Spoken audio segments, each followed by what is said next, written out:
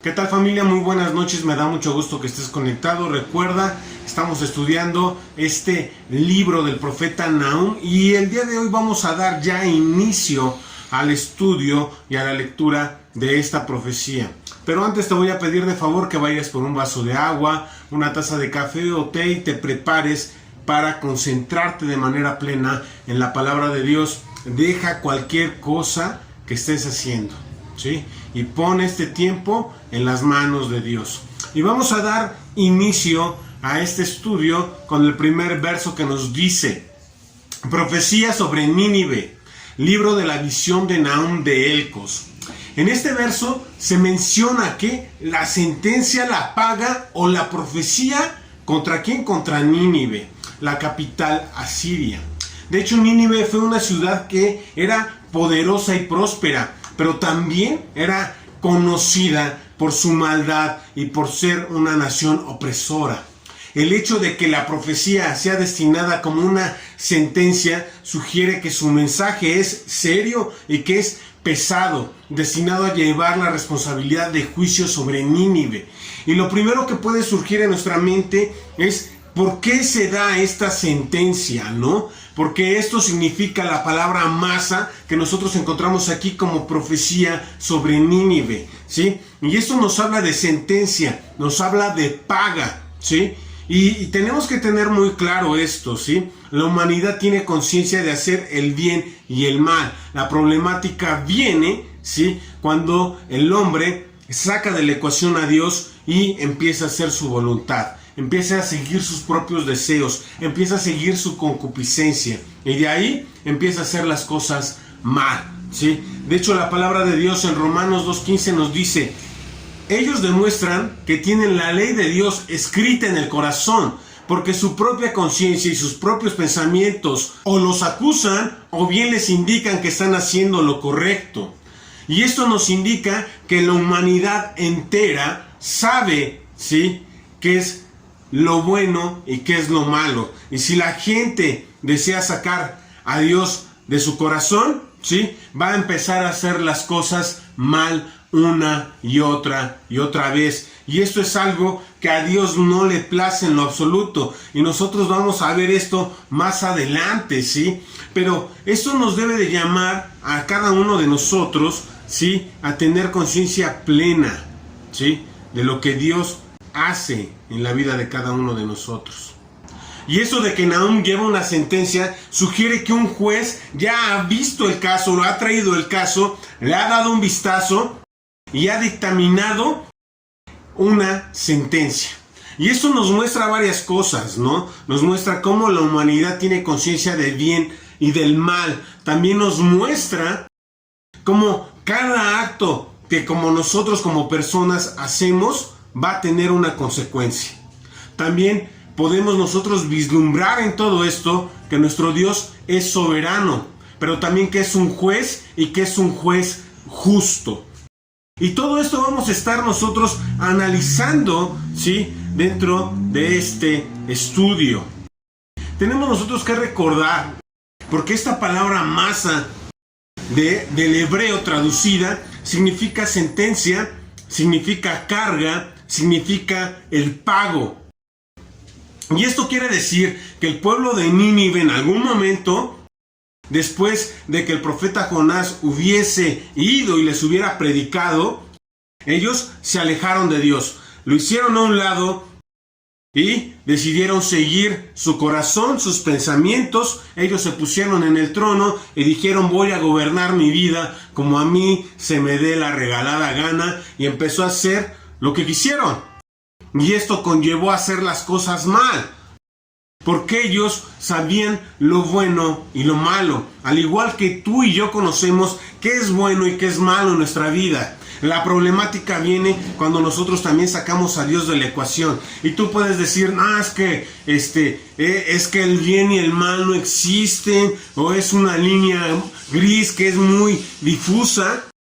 Pero esto realmente no es así. Y esto es algo que nosotros tenemos que tener en nuestra mente, ¿sí? Tenemos nosotros que entender que la realidad Cada uno de nosotros conoce el bien y el mal, porque esto es algo que Dios ha escrito en nuestros corazones. No es algo como que tal vez lo vas a ver, tal vez has sido iluminado. No, nosotros conocemos como humanidad lo bueno y lo malo. En el día en que Eva cayó, vio con sus ojos el fruto del árbol del conocimiento del bien y el mal, lo codició, lo mordió.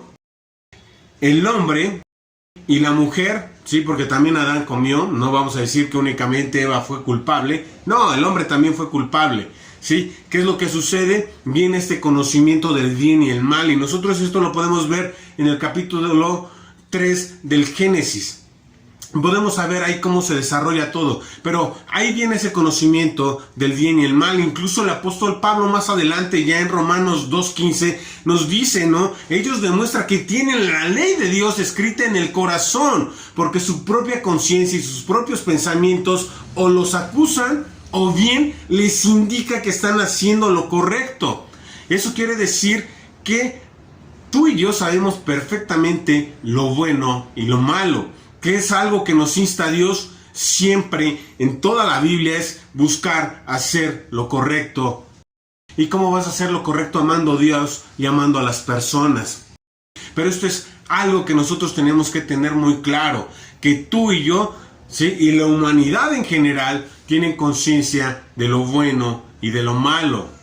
Y esto nos debe de llevar a pensar que cada acto que nosotros realizamos como personas tienen consecuencias en sí mismas. Y esto es algo que no podemos nosotros evadir. Así como existen leyes universales, por ejemplo, yo sé que si aviento algo, esta va a caer. Esta es una ley universal de la gravedad, ¿sí? También conocemos leyes como la de la termodinámica, ¿no? La ley no se crea ni se destruye, solamente se transforma. Y hay más leyes que nosotros podemos conocer y que están escritas porque así funciona, porque así nuestro Dios en ese perfecto orden hizo este mundo, ¿sí? Y esto es algo que nosotros tenemos que entender. No podemos engañarnos. Ni siquiera nosotros podemos intentar engañar a Dios de las cosas que hacemos. De hecho, la palabra de Dios en Gálatas 6:7 nos dice: no te engañes. Dios no puede ser burlado, porque todo lo que el hombre siembre, eso también va a segar. Y esto es algo que tú debes de atesorar aquí y aquí en tu corazón. Y decir, creo que me voy a equivocar, debo de hacer un alto. No debo de pasar ahí porque voy a transgredir, porque voy a errar en el blanco y voy a fallar. Y realmente algo que desea Dios es que tú camines de la mano tomado de Él, ¿sí? Así que debes de tener esa conciencia de que cada acto que tú realizas va a tener una consecuencia. Y esto es lo que está pasando con el pueblo de Nínive, ¿sí? Un pueblo que dijo, ¿sabes qué? Voy a hacer yo las cosas a mi manera, voy a ignorar lo que Dios ha dicho y voy a hacer lo que a mí me venga en gana. Y el pueblo de Nínive, entonces, con esa maldad que tenía, abusando de ese poderío, empezó a ser cruel y despiadado. Y esto no escapa a la soberanía de nuestro Señor y Dios, porque algo debemos de entender, porque aunque era el Dios del pueblo de Israel, Él es Dios de todo el mundo. Nuestro Dios es soberano, Él es autor y creador de absolutamente todo lo creado, todo lo que tus ojos alcanzan a ver, el cielo, las estrellas, este aire con el que respiras, la perfección con la que creó el cuerpo humano, ¿no? La motricidad. Y ahora, con toda esta tecnología que nosotros vemos, podemos analizar incluso el ADN, ¿no? El lenguaje de programación con el cual están constituidas cada una de nuestras células, ¿sí? Y esto es algo que es increíble, porque nos habla de un Dios creador. No estamos hablando de simple evolución, sino estamos hablando de un Dios creador que nos hizo a nosotros con un propósito. Y este es el de glorificarle. Pero este Dios que es soberano, y nosotros podemos entenderlo esto porque la soberanía de Dios implica que Dios es la autoridad suprema y que su voluntad siempre va a prevalecer en todo momento. El apóstol Pablo lo puso en estas palabras, ¿no? En Colosenses 1:16, que nos dice, porque en Él fueron creados todas las cosas, las que hay en los cielos y las que hay en la tierra, visibles e invisibles, sean tronos, sean dominios, sean principados, sean potestades, todo fue creado por medio de Él y para Él. Y nosotros debemos de entender esto. Él es supremo ante todas las cosas y Él puede entonces decidir y legislar ante su creación, la visible y la invisible, sobre todos. Y Él, en su infinita sabiduría y en su autoridad, en su soberanía y en su justicia, ejerce juicio contra la nación de Nínive. Y tú y yo tenemos que entender esto, porque aunque nuestro Dios es hermoso, amoroso, infinito en misericordia, en gracia y bondad, nuestro Dios es un Dios que es juez y es un juez justo. De hecho, el Salmo 7 nos lo enuncia de la siguiente forma: Dios es juez justo y Dios está airado contra el impío todos los días. ¿Te das cuenta? Aparte de que nuestro Dios es amoroso y bondadoso, Él es juez. Él ejerce un juicio. ¿Sobre qué? Sobre los actos que tú y yo ejercemos, que la humanidad ejerce en este plano físico. Y esto es algo que debemos nosotros entender. Porque muchas veces nos escudamos en que, pues no importa si peco, pues poquito, ¿no? O si le doy rienda suelta a mi carne. Dios es fiel y justo para perdonarme y limpiarme de toda maldad. Sí, pero no te pases de alevoso y ventajoso. Porque aunque Dios es grande en misericordia y en perdón, también es justo. Y las consecuencias de los actos en esta vida también las vamos a tener. Incluso si nosotros nos arrepentimos de nuestros actos y pedimos perdón a Dios. De las consecuencias no podemos escaparnos, porque son esas leyes que están escritas por Dios. Y esto quiere decir que si es una ley se va a cumplir. Y Él va a ser el encargado de ver que se cumpla. Por ejemplo, en el derecho civil, un buen juez debe de castigar el crimen. De hecho, si se hace de la vista gorda ante la injusticia, entonces este juez es corrupto y él mismo debe de ser castigado. En un periodo de 5 años en México, más de 100,000 asesinos nunca fueron llevados ante la justicia. Esto debido a los casos que no tuvieron resolución. Si Dios hiciera la vista gorda ante estos asesinos, entonces Él sería corrupto por naturaleza. Y tiene sentido que si Él es bueno y justo, debería de estar enojado con aquellos que han quitado la vida a otras personas y debiera castigar a estos asesinos, ¿sí? Y esto aplica también, por ejemplo, a los rateros, a los violadores, etc. Y esto es una enseñanza que es bíblica, que Dios nos enseña a cada uno de nosotros y que debemos nosotros buscar siempre caminar tomados de la mano de Dios, porque hemos de tener nuestras consecuencias, ¿sí? De ninguna manera Dios va a absolver a los que son culpables. Él va a traer toda obra a juicio, incluso toda cosa que ha sido encubierta, sea buena o sea mala. Dios está enojado con el pecado de las personas todos los días, ¿sí? Y esto es algo que debemos de guardar en nuestro corazón, de guardar nuestro corazón para con Él y decir: Señor, yo entiendo quién eres tú, que eres soberano, amoroso, pero también eres juez y también eres justo.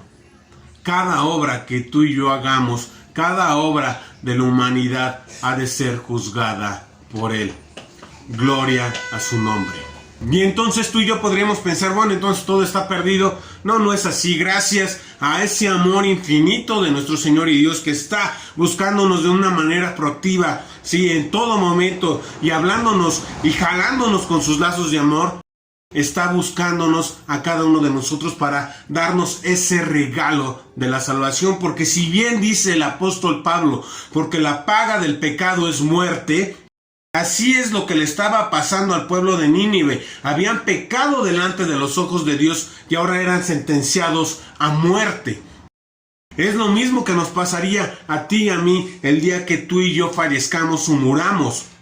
Pero en su infinito amor y misericordia, Él diseñó un plan, ¿sí? ¿Para qué? Para que en su amor, en su dádiva, en su regalo, tú y yo pudiésemos ser salvos por medio de nuestro Señor Jesucristo, por la obra que Él hizo en la cruz, ¿sí? En donde Él vence a la muerte y resucita con poderío y con majestad, y Él demuestra ante los ojos de todos de manera visible cómo es el Señor y el Dios Todopoderoso.